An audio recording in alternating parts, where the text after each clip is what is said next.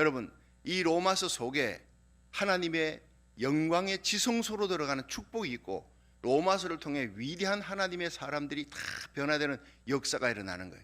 그래서 제가 어제도 말씀을 드렸습니다마는 이 쇼펜이라고 하는 유명한 신학자는 성경이 이 반지라면 반지에 다이아몬드가 있다. 그 다이아몬드가 바로 로마서다 그랬어요. 창세기부터 요한계시록까지 모든 성경이 다 하나님의 성령의 감동으로 귀하게 되어 있지만 이 반지에 다이아몬드 반지에 다이아몬드가 뭐냐? 로마서라는 거예요. 그게 마테마가 누가 요한도 아니고 창세기도 아니고 왜 그렇게 그런 표현을 썼겠느냐? 여러분, 로마서에는 복음의 진수가 모든 성경이 다 66권이 성령의 감동으로 지어진 복음의 진수지만 로마서는 복음의 핵심과 진수가 녹아져 있어요. 사람의 영혼을 뒤흔드는 하나님의 영광의 지성소로 들어가는 축복, 사람을 변화시키는 복음의 능력이 그 속에 있다는 거예요. 자, 이걸 제가 깨달으면서 이제 성도들을 준비시키는 이 복음의 예수님의 품 안으로 들어가 주님의 심장 안으로 들어갈 수 있는 성경책 중에 성경책이라 많은 이 로마서를 들어가는 가슴 설레임을 하나님 주셨습니다. 로마에 있는 성도들이 이 말씀을 받아들고 그 당시 모든 핍박과 고난 속에 황제 숭배, 그 우상 숭배, 음란하고 패역한 그 로마 시대에 도덕적으로 타락한 로만 팍스가 뭡니까? 힘이 곧 하나님이었습니다.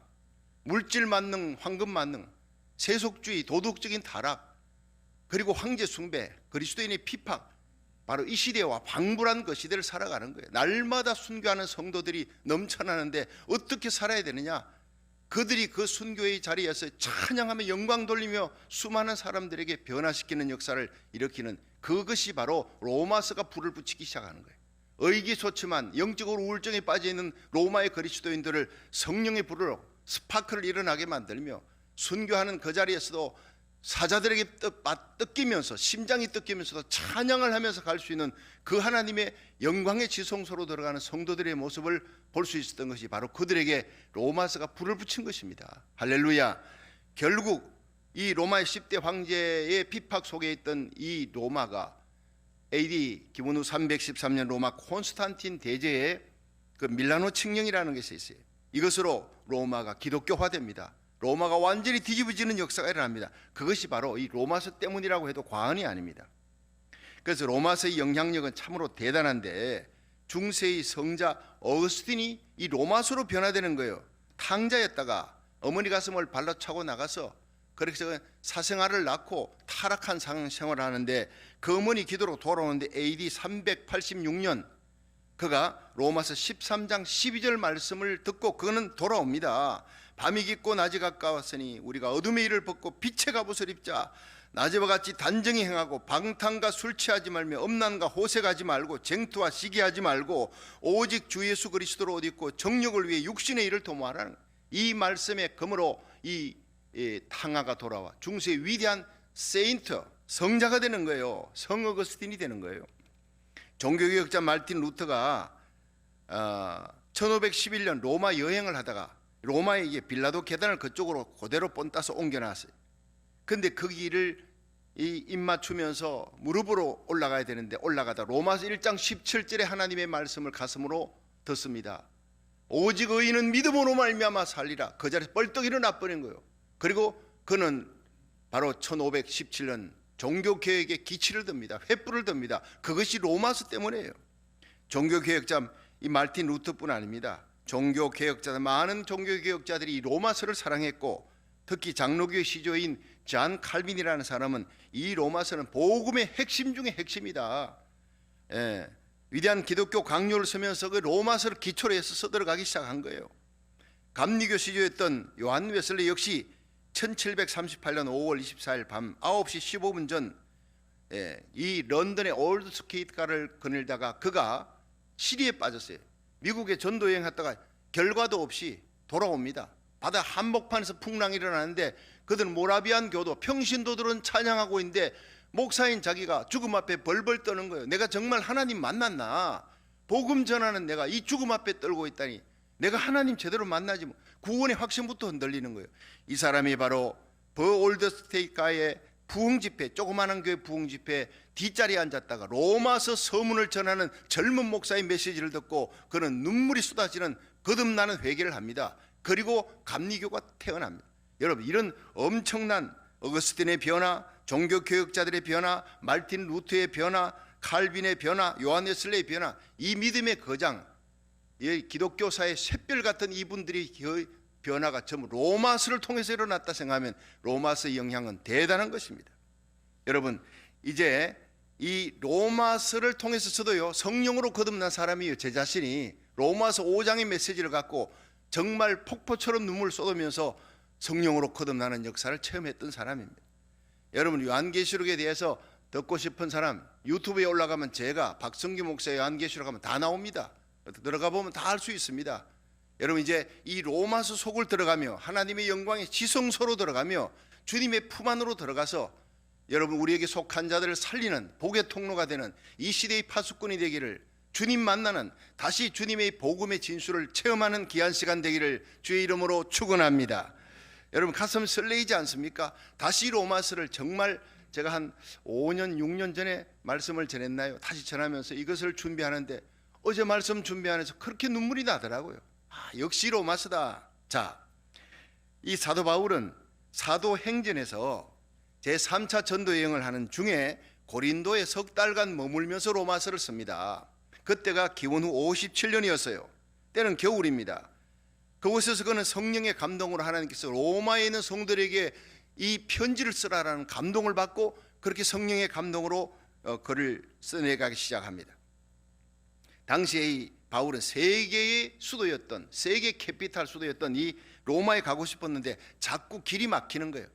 그래서 편지를 먼저 성도들에게, 로마에 있는 성도들에게 용기와 힘을 줘야 되겠다. 복음이 뭔지. 그래서 로마서 1장부터 8장까지는 교리, 복음의 이 모든 교리에 대해서, 그리고 능력에 대해서, 그리고 9장부터 16장까지는 실천편, 이렇게 나누어서 기록합니다.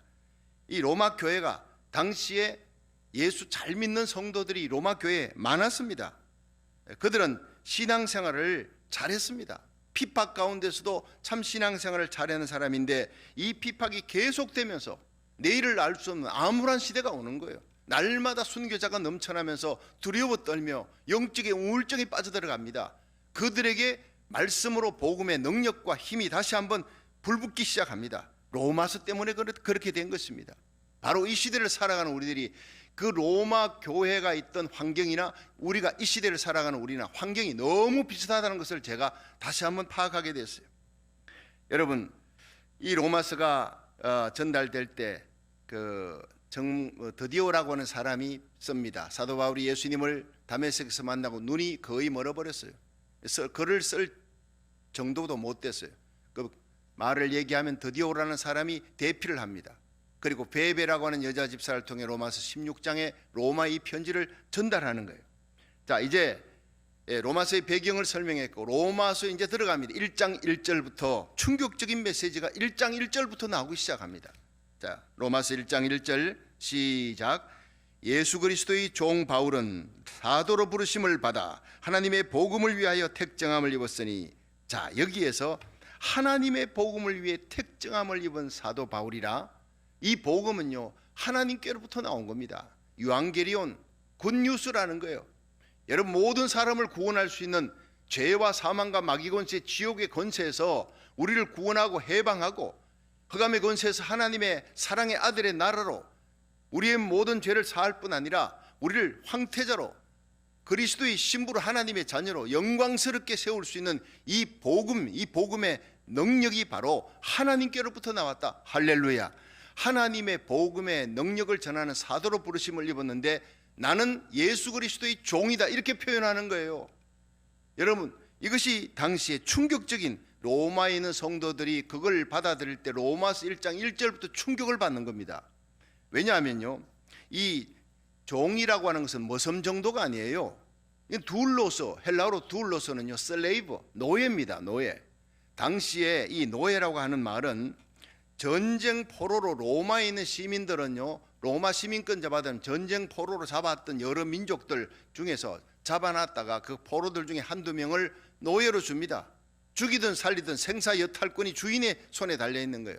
노예에게는 자기 생각도 없어요. 의지도 없어요. 이름도 없어요. 주인이 붙여주면 붙여주는 거고 없으면 그냥 그렇게 사는 겁니다.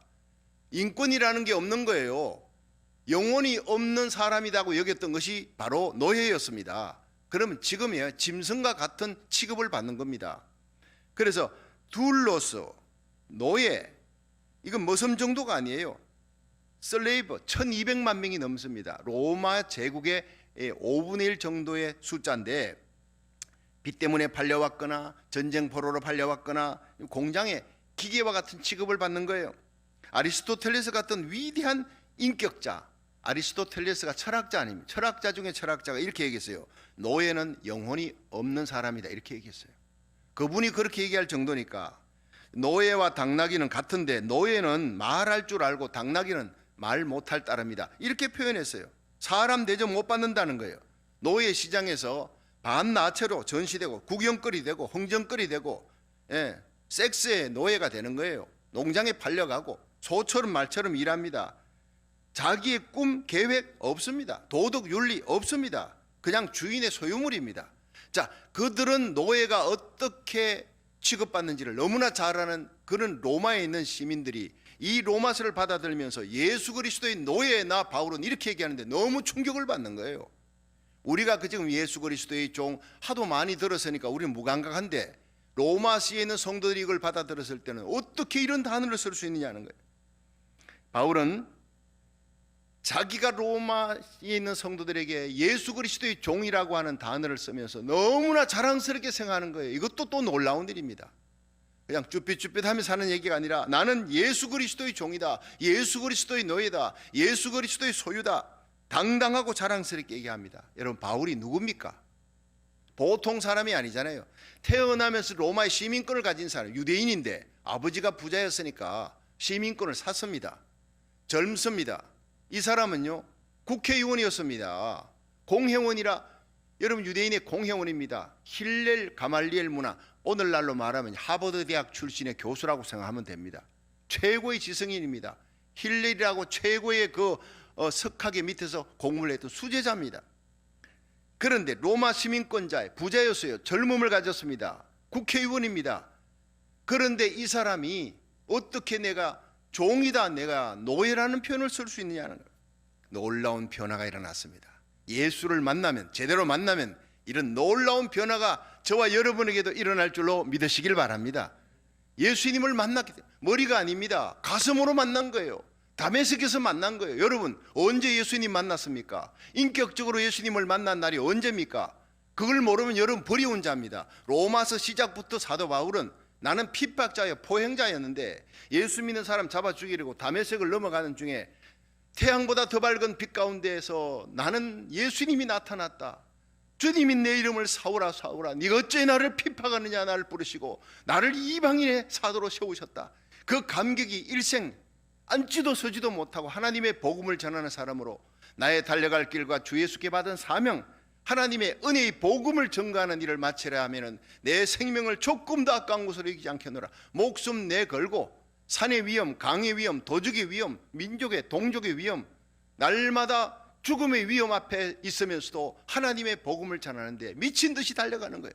어떻게 그 바울의 가슴에 활화산처럼 타오르는 이 복음의 능력, 그 불꽃이 무엇이냐, 이제 우리가 그 속으로 들어가는 거예요. 예수님을 만났기 때문에, 예수님 만났기 때문에 내가 예수님의 노예가 되는 걸 그렇게 자랑스럽게 여기는 거예요. 그 후에 다메섹에서 예수님 만난 후에 갈라디아 1장 16절에서 18절에 보면요, 아라비아에 가서 3년을 지냅니다. 거기서 뭘 했겠습니까? 예수님을 묵상하는 거예요. 구약 성경을 찾는 거예요. 예수님이 하나 구약에 예언되어 있는 메시아냐, 그 메시아가 왜 십자가에 달려 죽어야 하느냐, 그 십자가가 얼마나 비참한 것이냐. 십자가는요 칼에 맞아 죽고 이 원형 경기장의 사자들에게 찢겨 죽는 것보다 훨씬 더 비참한 겁니다. 그런데 하나님이 인간의 몸을 입고 와서 십자가에 달려 죽어서 그분이 메시아냐, 내가 만난 예수 그리스도가 메시아냐, 그걸 성경을 찾기 시작합니다. 이사야 9장 6절 보았어요. 한 아기가 우리에게 낳고 한 아들을 우리에게 주신 바 되었는데 그 어깨에 정사를 메었대. 그 이름은 기묘자라, 모사라, 평강의 왕, 영존하시는 하나님, 전능자다. 그 아기가 전능하신 하나님이래. 그의 이름은 His name shall be called wonderful, wonderful이래요.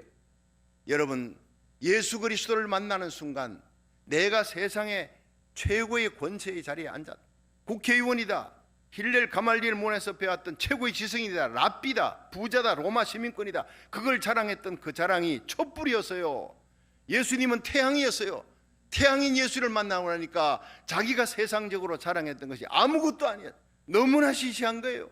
예수 그리스도를 위하여 내가 세상에 자랑하던 모든 것을 배설물로 여기겠다 고백합니다. 예수님이 원더풀이니까. 이 원더풀 예수님 여러분 만나셨습니까? 오늘 그 예수님을 다시 만날 수 있기를, 이 로마서를 통해 다시 체험할 수 있기를, 이 영광의 지성소에 하나님의 영광의 임재를 체험할 수 있기를 주의 이름으로 축원합니다. 제가 예수님을 고등학교 2학년 산상수련회에서 만났잖아요. 저녁 10시부터 새벽 2시까지 뒹굴며 회개하며, 저는 어머니가 서원기도에서 교회 태어나서 어릴 때부터 교회 다녔어요. 학교 교회 집 밖에 몰랐어요. 성경 퀴즈, 성경 고사하면 항상 1등이었어요. 그러나 머리로 믿던 예수였어요. 가슴으로 체험한 것은 고등학교 2학년 산상수련회 마지막 날 밤, 눈물이 비오듯이 쏟아지면서 예수님을 만났어요. 내 죄 사함 받고서 예수를 안 뒤 나의 모든 것 다 변했네. 지금 나의 가는 길 천국길이. 그 찬송을 부르면 눈물 없이 부를 수 없습니다. 내가 만난 그 예수 그리스도, 35년 목회하며 세월이 지나면서 그 예수님 만났던 그 뜨거운 감격이 퇴색될 때마다 호렙산 기도원에 무릎 꿇고 기도하며 만났던 그 예수님, 바울이 다메섹에서 만났던 그 예수님을, 내가 만났던 그 예수님을 생각하면서 다시 그 첫사랑으로 돌아가기를 몸부림치면서 하루하루 살아갑니다. 여러분, 언제 예수님 만났습니까?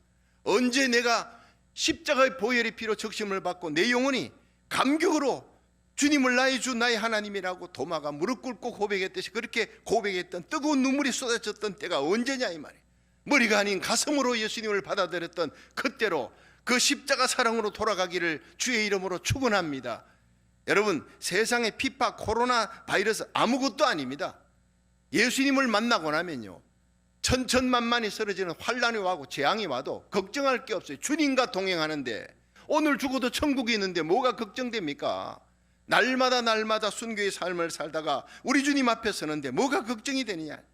이 바울이 예수님 만나고 난 다음에 로마서 8장 1절에 고백합니다. 그러므로 이제 그리스도 예수 안에 있는 자에게는 결코 정죄함이 없나니 이는 그리스도 예수 안에 있는 생명의 성령의 법이 죄와 사망의 법에서 너희를 해방하였느니라.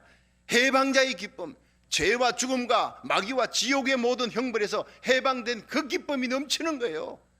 이 복음을, 이 예수님을 전하지 않고는 견딜 수가 없는 거예요. 그래서 그는 아라비아에서 3년 동안 성경을 찾기 시작합니다. 구약에 나타난 예수님에 대해서 350번 이상 예언된 그 예수님을 찾기 시작하는, 거기서 예수님을 다시 확인하고, 아라비아 3년이 지난 후에 다메섹에 와서 2년, 예루살렘에서 2년, 다소에 가서 5년, 도합 12년의 세월이 지났어요. 아무도 알아주지 않아. 그가 예수님 전하니까 이중 간첩인 줄 알고, 그러나 바나바 때문에 그는 다시 발탁되고 예루살렘의 사도들에게 인정함을 받고, 그래서 마침내 사도행전 11장의 수리아 안디옥에서 복음 전하는 전도팀으로 출발합니다. 이 바울이 수리아 안디옥에 갔을 때, 바나바 때문에 갔을 때 큰 무리가 몰려오는 거예요.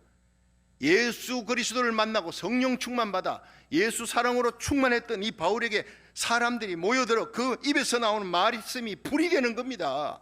여러분의 입에서 나오는 말씀이, 십자가 복음이, 부활의 능력이 불이 될 수 있기를, 여러분 주위에 있는 모든 사람을 살리는 역사가 일어나기를 주의 이름으로 축원합니다. 제2의 바울이 돼야 된다는 것입니다. 복음이 뭡니까? 예수님입니다. 복음이 굿뉴스입니다. 예수님 자신이 굿뉴스라고요. 사도행전 13장부터 1차, 2차, 3차, 4차 전도 여행을 합니다. 산의 위험, 강의 위험, 도적의 위험, 날마다 목숨을 거는 복음을 전하는데도 그는 너무나 기쁜 거예요. 난 예수 그리스도의 종이다. 예수님의 노예다. 예수님이 나의 전부다. 그리고 주님이 나를 사도로, 아포스톨로서 나에게 사도로 나를 불러주셨다. 나는 사도로 부르심을 받았다. 하나님의 복음을 위해서 택정함을 입었다. 하나님이 우리를 불러서 교회 목사로, 장로로, 권사로, 집사로 세워놓은 이유가 뭡니까? 여러분, 교회에서 이 직분 받고 대접받으라고 그렇게 세운 거 아닙니다. 이 복음 전하라고, 생명의 복음 전하라고 우리에게 직분을 준 거예요. 바울은 사도의 직분을 주신 것은 나에게 복음 전하라고. 한시도 가만히 있을 수가 없어요. 가슴에 막 불이 타오르니까 사명받은 자, 하나님의 정권대사, Ambassador of Christ, 이 사명자의 의식, 부름받은 소명의 의식이 분명했어요. 자기 정체성이 분명했어요. 나를 부르신 분이 하나님이시라는 거예요. 갈라디아 1장 1절에 보면 사람들에게 난 것도 아니요 사람으로 말미암은 것 아니요 오직 예수 그리스도함이 죽은 자 가운데 그리스도를 살리신 하나님 아버지로 말미암아 사도가 된 나 바울은 이렇게 얘기했어요. 저와 여러분을 불러 예수를 믿게 하시고 하나님의 교회 직분 주신 분이 누구냐? 하나님인 줄로 믿으시길 바랍니다. 당회가 모여서 여러분이 임직 주고 아니올시다. 하나님이 나를 불렀다. 하나님이 나를 교회 하나님의 복음을 전하라고 직분을 주셨다. 갈라디아 1장 15절에 그러나 내 어머니의 태로부터 나를 택하시고 은혜로 나를 부르시니가, 어머니의 태로부터 나를 택했다. 이걸 깨달은 거예요. 다메섹에서부터 하나님 나를 택했다가 아니라 다메섹에서 내가 예수님 만나고 나니 부활의 예수님을 만나고 보니 나를 어머니의 태에서부터 택한 분이 하나님이시라는 신앙의 정체성이 분명합니다. 나는 태어날 때부터 복음을 위해 태어난 자다. 예수님 만나면서부터 내 존재가 누구냐를 아는 거예요. 왜 내가 세상에 태어났느냐? 왜 내가 세상에 존재하느냐? 이 세상 끝나면 내가 만나야 될 분이 누구냐? 이 세상 끝나면 내가 가야 될 곳이 어디냐? 난 무엇을 위해 살아야 되느냐? 이것이 정확한 사람이 바로 바울이었습니다. 오늘 저와 여러분이 하루하루 살아가는 삶의 목적이 분명할 수 있기를 주의 이름으로 축원합니다. 예수님 제대로 만나면 복음 외에는 소원이 없어요. 그래서 빌립보 1장 20절에 나의 간절한 기대와 소망을 따라 아무 일이든지 부끄럽지 아니하고 오직 전과 같이 이제도 온전히 담대하여 살든 죽든 내 몸에서 그리스도가 존귀되기를 원하나니 이는 내게 사는 것이 그리스도니 죽는 것도 유익함이라. 한번 따라합시다. 살든 죽든 내 몸에서 그리스도가 존귀되기를 원합니다. 이렇게 고백하는 저와 여러분이 되기를 주의 이름으로 축원합니다. 내가 사업을 하든 자녀를 키우든 내가 무슨 직업을 갖고 있든 내가 오늘 무슨 일을 하든 그 모든 삶의 이유가 뭐냐? 나를 통해 예수 그리스도의 이름이 존귀하게 되고 하나님의 생명의 십자가 부활의 복음이 내 주위의 사람에게 증거되어지기를 원하는 삶, 이것이 바울에게만 아니라 저와 여러분의 가슴에도 불타오를 수 있기를 주의 이름으로 축원합니다. 자, 이제 2절부터 들어갑니다. 2절부터 4절을 한번 읽어봅니다. 시작. 이 복음은 하나님이 선지자들로 말미암아 그의 아들에 관하여 성경에 미리 약속하신 것이라. 이 아들로 말하면 육신으로는 다윗의 혈통에서 나셨고 성결의 영으로는 죽은 가운데 부활하여 능력으로 하나님의 아들로 인정되셨으니 곧 우리 주 예수 그리스도시니라. 아멘. 자, 이제 드디어 이 복음이 뭐냐? 하나님의 선지자들로 말미암아 그 아들 예수 그리스도에 대해 성경에 미리 약속했대요. 구약 성경에 이미 350번 이상 약속하고 기록해놨다는 거예요. 자, 그래서 찾아봤습니다. 아라비아에서 3년 동안 성경을 계속 찾아본 거예요. 이사야 7장 14절 보라 처녀가 잉태하여 아들을 낳으리라 임마누엘이라 하리라. 미가서 5장 2절을 보니 베들레헴 에브라다야 너는 모든 고을 중에 작지 않다. 네게 산 다스리는 자가 나온다. 내 백성이 이스라엘의 목자가 된다. 아, 이거 이 베들레헴에서 태어나겠구나. 이사야 11장에 이새의 줄기에 산 싹이 났다. 이게 뭐 싹이 바로 나사렛. 예수님이 메시아가 나사렛에서 살아는구나. 보니까 맞아. 이사야 53장 그가 찔림은 우리의 허물을 인하며 그가 상함은 우리의 죄악을 인함이라. 그가 징계를 받음으로 우리가 평안을 누리고 채찍에 맞음으로 그가 채찍에 맞음으로 내가 나음을 입었다. 예수님이 십자가에서 징계받고 채찍 맞고 피 흘리는 그 모든 일을 정확하게 예수님 태어나기 700년 전에 이사야가 기록한 것이 전부 예수님에게 해당되는 걸 맞은 거예요. 내가 전한 것을 누가 믿겠느냐?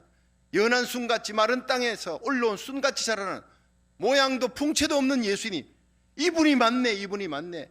이분이 메시아가 맞네.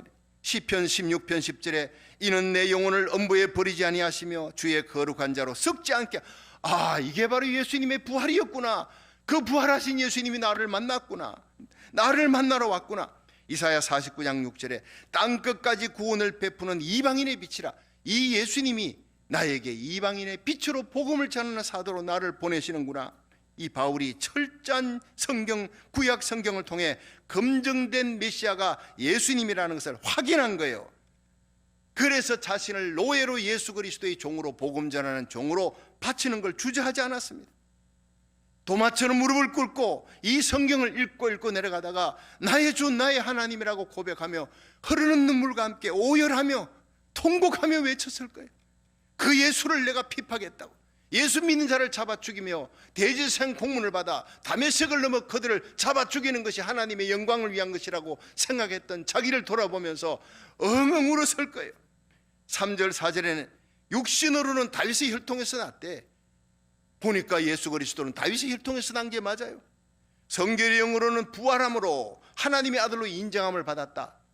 부활함으로 하나님의 아들로 선포되었다, 디클라레이션 됐다는 거예요. 바울은 이 구약 성경을 놓고 말씀을 찾아가며 놀라운 진리의 지성소로, 영광의 지성소로 한 걸음 한 걸음 옮기면서 그 영혼이 말할 수 없는 하나님의 영광을 보게 된 겁니다. 메시아의 영광을, 이 메시아를 이 땅에 보내신 하나님의 그 은혜 속으로 들어가며 구절 구절마다 눈물을 뚝뚝 흘리며 보았을 거예요. 십자가에 달리신 예수 그리스도가 수천 년 동안 이스라엘이 기다리던 그 메시아요, 내가 그렇게 기다리던 메시아였다는, 그 메시아를 내가 이단자라 하며 그 메시아 예수 그리스도를 믿는 자를 죽이려 했던 핍박자, 포행자, 하나님 날 용서해 달라고 얼마나 울었을까. 얼마나. 이런 핍박자를 불러서 이방인의 복음을 전할 수 있는 사도로 세우신 하나님의 은혜가 얼마나 큰지, 죽음 마땅할 나를 이방인의 사도로 부르신 하나님의 은혜가 감격하고 감격해서 통곡을 했을 거예요. 그것이 아라비아의 3년이었습니다. 그 아라비아의 3년의 낮아짐과 하나님 말씀 연구하며 하나님의 영광의 지성소에 들어가면서, 그런 비로소 3년 후에 일어났을 때는요, 세상도 없고 나도 없고 사랑의 주님만 보여 어떤 핍박과 고난 속에서도 기뻐할 수밖에 없어요. 100년 안에 끝날 이 인생, 영원한 천국 주신 주님, 날 위해 십자가 달리신 하나님의 아들 메시아를 생각하면 내가 받는 고통과 환난 아무것도 아니다. 그 다음부터 사도 바울은 얼마나 많은 핍박과 고난, 죽을 고비를 넘깁니까? 그러면서도 그 마음에 평강이 뺏기지 않아요. 그 기쁨이 뺏기지 않는다고. 예수 믿으면서 별거 아닌 거 가지고 여러분 신세 타령하면 눈물 흘리지 마세요.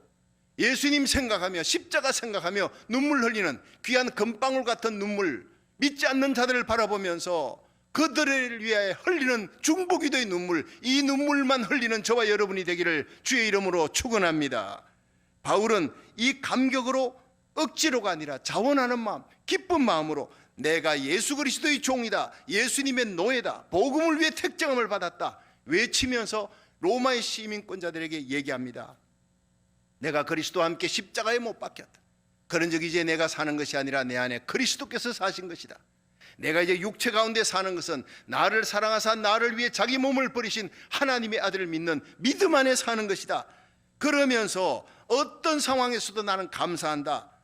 천사와 사람들에게 구경거리가 되는, 고린도전서 4장 9절에 얘기합니다. 내가 천사와 사람들에게 구경거리가 되어서 그래도 나는 감사한다 그랬어요. 사방에 에워싸이는 고통과 아픔이, 죽음이 날마다 죽음의 그림자가 드리워져 있어도 나는 감사한다 그랬어요. 나에겐 절망이 없다 그랬어요. 오직 소망과 희망, 예수님의 복음을 전하는 것이 나의 기쁨이라 그랬어요. 이제 이 바울의 고백이 그의 고백이 아니라 우리의 고백이 돼야 된다고 얘기하는 것이 로마서 1장 5절과 6절입니다. 한번 읽어보겠습니다. 자, 5절 시작. 그로 말미암아 우리가 은혜와 사도의 직분을 받아 그 이름을 위하여 모든 이방인 중에서 믿어 순종케 하나니 너희도, 저는 이 너희도라고 하는 단어 속에 박성규를 기록해놨어요. 나 박성규도 너희도 그들 중에 있어 예수 그리스도의 것으로 부르심을 입은 자니라. 여러분이 오늘 무엇을 하든 어디에서 어떤 환경에 있든 여러분이 복음을 위해 하나님이 불러주시고 택정함을 받은 바울과 같은 귀한 존재인 줄로 믿으시길 바랍니다. 그래서 1000번째로 온라인 예배, 현장 예배 나와서 중보기도하며 나라 민족을 위해 기도하는 것 바울의 심정입니다. 여러분, 너희도 그들 중에서 예수 그리스도의 것으로 부르심을 입은 자니라. 7절 로마에 있는 하나님의 사랑하심을 입고 성도로 부르심을 입은 모든 자에게 하나님 우리 아버지와 주 예수 그리스도로 조차 은혜와 평강이 있기를 원하노라. 아멘. 자, 여러분, 이제 너희도라는 단어 속에 여러분의 이름을 넣으십시오. 여러분이 그들 중에 있습니다. 사도 바울과 함께 바울의 가슴에 붙었던 그 복음의 열정, 하나님의 복음을 하나님이 내게 주셔서 이 놀라운 은혜를 머리가 아닌 가슴으로 체험하는 놀라운 축복을 여러분이 주셨어요. 여러분 오늘 로마서를 공부하며 이 말씀을 듣는 이 자리가 여러분 바울이 하나님을 만났던 예수님 만났던 다메섹이 있었듯이 여러분 주님을 만나는 축복의 자리가 되기를 주의 이름으로 축원합니다. 로마에 있는 성도들이 이 말씀을 들으면서 감격으로 받았을 거예요. 모두가 나도 예수 그리스도의 종이다. 이 로마 땅에 이 핍박받는 이 고통의 장소 이방 땅에서 우리 주위에 있는 수많은 자들에게 바울처럼 복음을 전해야 되겠다 일어납니다. 그런 원형 경기장에서 사자들에게 찢기면서도 그들 구경하러 온 사람들에게 감동을 주는 거예요. 마지막 심장이 뜯기면서도 찬송하며 갑니다. 결국에는 이 원형 경기장에 왔던 사람들이 나도 그리스도인이 되기를 원한다. 죽어가면서 저렇게 찬송하며 죽을 수 있느냐? 저 죽음의 권세를 이길 수 있는 힘이 무엇이냐? 복음의 능력이다. 그들은 하나하나 핍박하던 자들이 변화됩니다. 마침내 콘스탄틴 대제를 통해 기원 후 313년 밀라노 칙령을 발표하면서 핍박하던 로마 교회가 완전히 기독교가 되어버린 거예요. 할렐루야. 세상을 이기는 힘이 바로 복음의 능력. 여러분 이런 자들에게 은혜와 평강이 있기를 원하노라. 하나님의 은혜 받은 자 바울의 가슴을 안고 이 복음의 확신을 가지고 예수님 사랑하는 자에게 여러분 어떤 고통과 환경에서도 하나님이 평강의 축복을 주실 줄로 믿으시기 바랍니다. 이 평강으로 기도하시고 이 평강으로 찬양하시고 이 평강으로 노아같이 에녹같이 다니엘처럼 요셉처럼 살아갈 수 있는 저와 여러분이 되기를 주의 이름으로 축원합니다.